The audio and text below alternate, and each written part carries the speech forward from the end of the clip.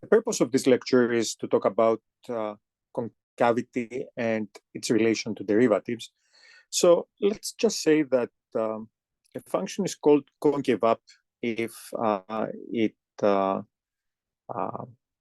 has something that looks like the shape of a smile. So it's called concave up. And there is another term that we're not going to use, which is convex.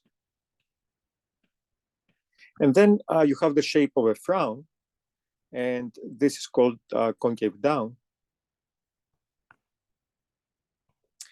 And sometimes people also just call it concave, but we're not going to, again, use its terminology. We're going to call it concave up and concave down. And what is interesting to notice here is that convexity is, or concavity for that matter, is a property which is independent of monotonicity, meaning look at the graph on the left. So it has a decreasing part and then it has an increasing part. Same thing for the graph on the right. It has an increasing part and it has a decreasing part. And usually a function is not going to be just, it's not usually going to have just one type of concavity. So we should expect a function to have different intervals over which it has different types of concavity. And the points, oops, this is not the correct point. This is the point where the change is made. And this is the point where the change is made. These are called inflection points, the points at which a change from one type of concavity to another type of concavity is happening. The interesting thing about now concavity is that it can be described in terms of derivatives for the following reason.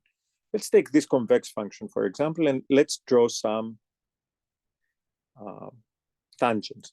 As you can see, the tangents, as you move from the left to the right, rotate this way, which means that the slope of the tangent is going up.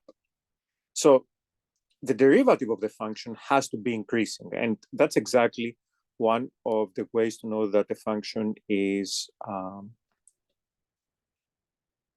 concave up. So if f prime is increasing on I, then f is concave up on I. And similarly, if f prime is decreasing on I, then f is concave down on I. But obviously, one can further translate each of these conditions into something else, because a function is known to be increasing if its derivative is positive. And here, we're talking about the derivative of the derivative. So eventually, what we're going to be using, even though we will see that we will use this tool on an exercise, but in general, what we're going to be using is that if the second derivative of a function, so if f double prime is positive on the interval I, then f is concave up on I.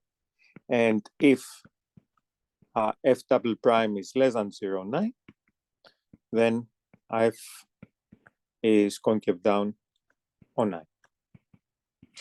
So we're in a situation where we have to determine the sign of the second derivative. And for that reason, we're going to work exactly the same way as when we determine the sign of the first derivative. So, so here's what we're going to have. Let's take a look at an example. So determine the intervals of concavity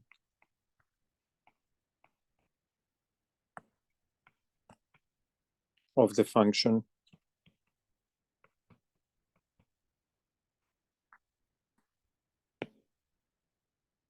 f of x is equal to x cubed minus 3x plus 4. So let's see how we are going to do this.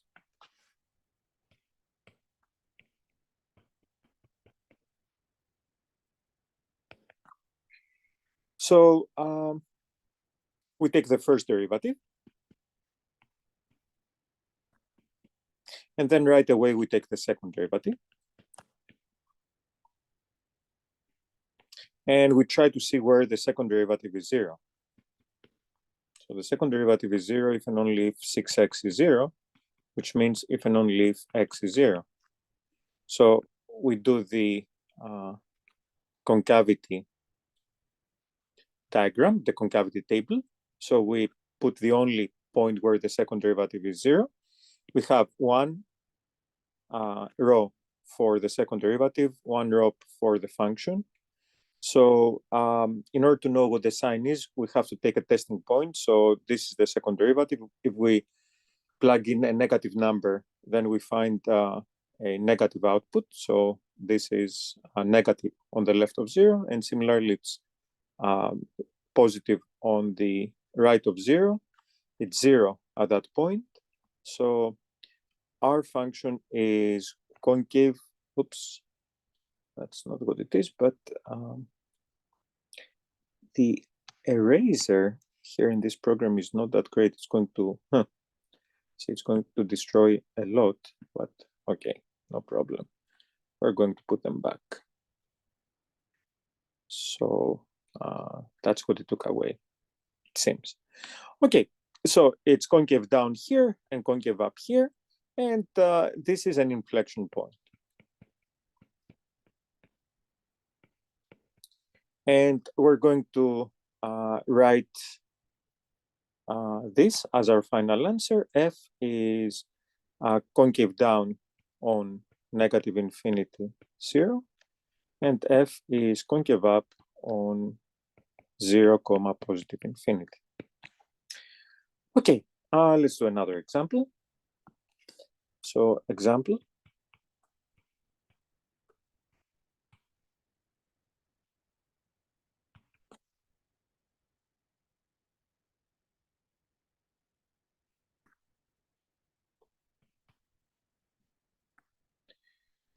Find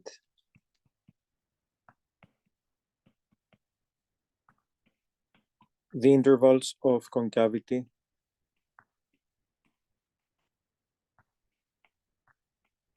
of f of x equal to x over x squared plus 1. So let's see.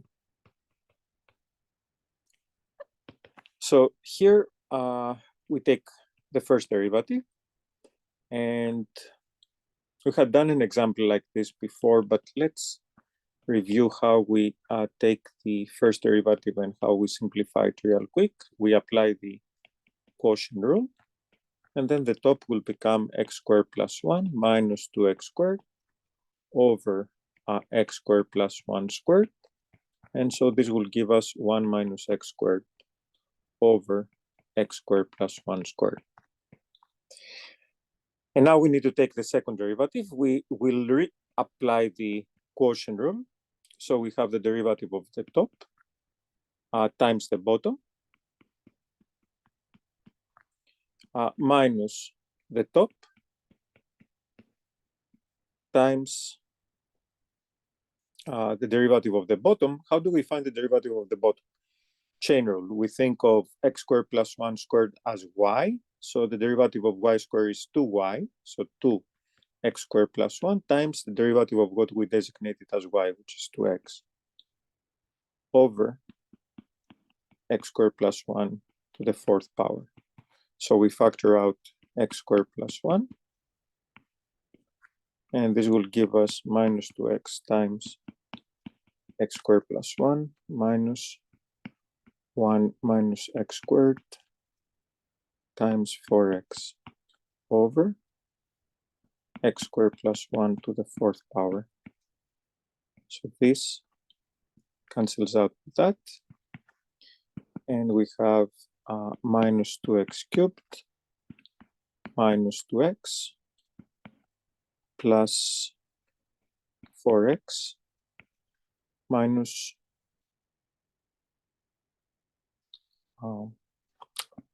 minus 4x plus 4x cubed over x squared plus 1 to the third power. So you see how we didn't rush to FOIL, but we factored out x squared plus 1 because this simplified greatly the derivative, and this will be 2x cubed minus 6x divided by x squared plus 1 to the third power. So again, finding the zeros, the places where the second derivative is 0, is as simple as setting this fraction equal to 0. And this is equivalent to setting 2x cubed minus 6x equal to 0. We factor out 2x, and what stays inside is x squared minus 3 is equal to 0. 2x times x minus square root of 3, x plus square root of 3 is equal to 0. And this means that x will be either 0 or square root of 3 or negative square root of 3. So why don't we do our concavity table? So we have to place the three numbers: 0, negative square root of 3, square root of 3. And we have a line for f double prime and a row for f double prime and a row for f. F double prime is known to be 0 at all of these points. And now the question comes up, what is exactly the sign of f double prime in these four intervals? So let's recall that f double prime is 2x cubed minus 6x over x squared plus 1, the third power. And please note that the denominator is always positive. So we just have the numerator, which is 2x cubed minus 6x. And let's start with the rightmost interval. Let's take a number which is greater than square root of 3, like, I don't know, 10. If you plug it on the top, which is all that matters, you will get 2 times 10 to the third, which is 2000, minus 60. That's definitely a positive number. Take a number between 0 and square root of 3. That's, for example, 1. Plug in 1 and you will get 2 minus 6, which is negative 4, so that's a negative number. Now take a number between negative square root of 3 and 0, so that's negative 1. So we will have minus 2 plus 6. That's a positive number. And finally, take a number which is less than negative square root of 3, something like negative 10, for example. That will give us this time exactly the opposite than we got in the very first computation. So it will be minus 2000 plus 60. That's definitely a negative number, which implies that our function is concave down here, concave up, concave down, concave up, and these 3 points are all inflection points.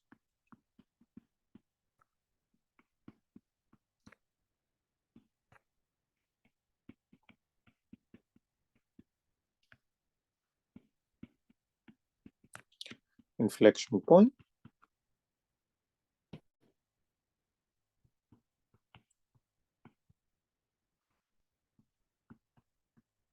And let's give our answer. So f is concave down on negative infinity to negative square root of 3. F is concave up on negative square root of 3 to 0. F is concave down on 0 to square root of 3. F is concave up on square root of 3 to positive infinity. And this is our concavity. And here I would like to make a remark about how we found the sign. So do you see that the signs here alternate, right? So you have plus minus plus minus. This will always be the case if you have a polynomial of nth degree with n distinct roots. So the roots have to be different from each other. And here the roots were exactly negative square root of 3, 0, and square root of 3. So in such a case, you know that the signs are going to alternate as you go from, as you pass through a 0, a point where polynomial is 0. And this means that all you need to do is find one sign, and the others are automatically going to alternate based on that one sign that you found. Obviously, you don't have to do this. You can just work with testing points, but that's a very useful thing to remember. Okay, now we would like to now give another result in the context of second derivatives, and it is called the second derivative test. It's a result that allows us to determine whether a given critical point is a local extremum and what kind of local extremum it is. So let's suppose that we have a function defined on an open interval and it has a critical point. So if A is a critical point of f, in other words, f prime of A is equal to 0. So i.e. f prime of A is equal to 0, then we can draw the following conclusions. If the second derivative at A is positive, then f has a local minimum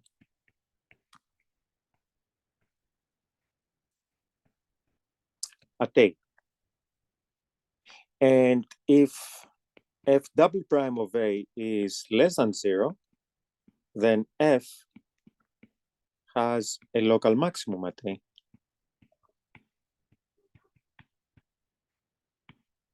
And, you know, sometimes people look at this and they think, wow, greater than 0 goes with the local minimum and less than 0 goes with local maximum. Why?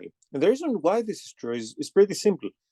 Second derivative greater than 0 means that you have the shape of a smile around that particular critical point. That's exactly what the shape of a graph that has a local minimum at that point looks like. And if f double prime is less than 0, then you have the shape of a frown, and that's exactly what the shape of a graph that has a local maximum at that point looks like. I mean, this theorem seems extremely simple, but it has one small problem. Notice how it doesn't tell you anything about the case that f double prime is at the critical point is equal to 0. Unfortunately, you cannot use it in that case. In that case, you need to take the monotonicity table. The monotonicity table will always give you the full story no matter what.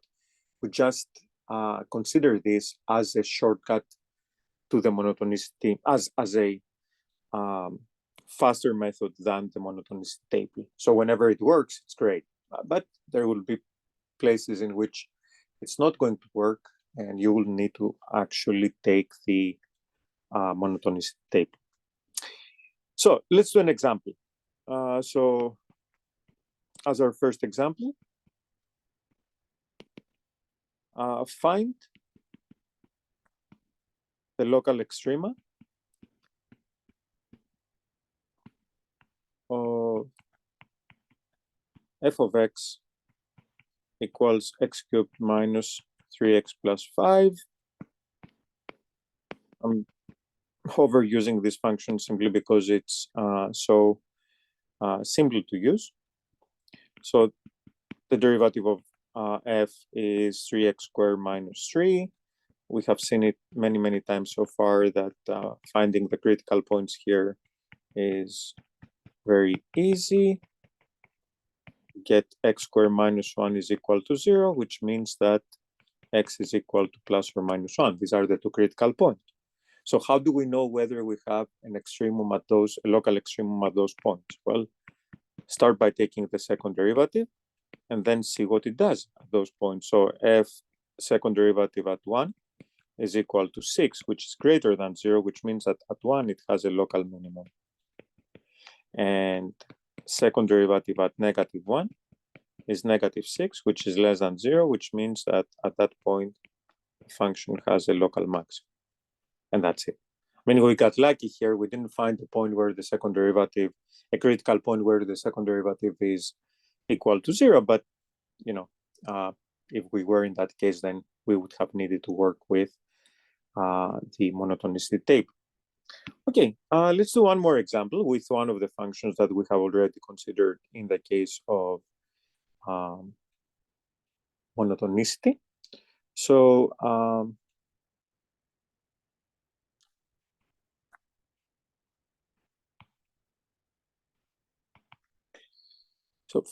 find the local extrema of f of x is equal to x e to the negative x. So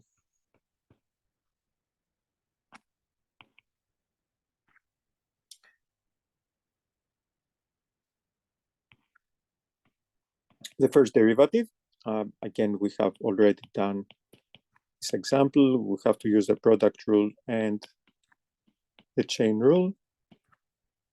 This one minus x times e to the negative x.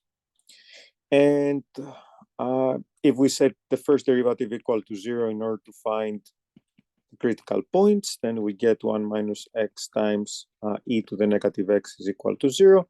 This is never 0,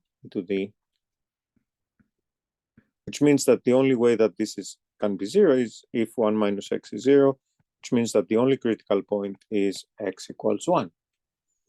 Okay, now take the second derivative, because you want to plug in this critical point to the second derivative. We can apply the product rule again. So minus 1 times e to the negative x plus 1 minus x times e to the negative x times negative 1.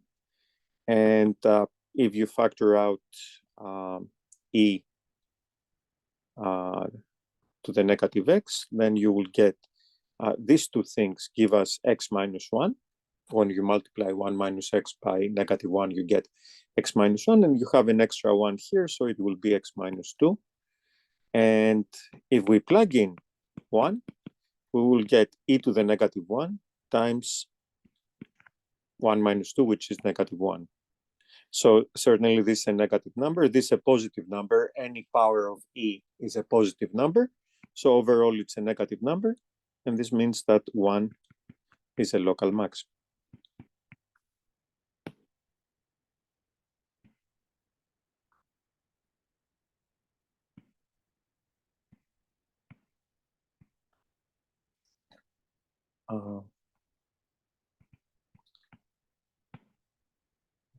A small function here. So it is a local maximum. Sorry about this. And why don't we finish this discussion of concavity and derivatives with a really cool example. So look at the following situation. Consider the graph of the derivative of some function, for which we don't know the formula, but to be honest, it's not that hard to find what the formula would be. So let's say that this is 1, and this is 2, and this is 3, and this is 4, right? And this is y equals f prime of x. And the question that is being asked of us is to find the intervals of concavity of this function. And when you look at it, I mean, you might think to yourselves that, okay, this function is concave down from, or I mean, actually, I could have made it a little more curvy, but the bottom line is that it's not this function you should be looking at, because this is the graph of the derivative. And what is the relation between the derivative and the first derivative and concavity? If the first derivative is increasing, then the function is concave up. If the first derivative is decreasing, then the function is concave down. So it's increasing here from 0 to 1. It's decreasing here from 1 to 3, and it's increasing here. So the answer will be that f is concave up on 1, 2. F is concave down on 1, I'm sorry, not 0, 1 I meant, and then 1, 3, and F is concave up on 3, 4. So just from the graph of the derivative, we can infer all this interesting information. And that's it. Thanks for watching.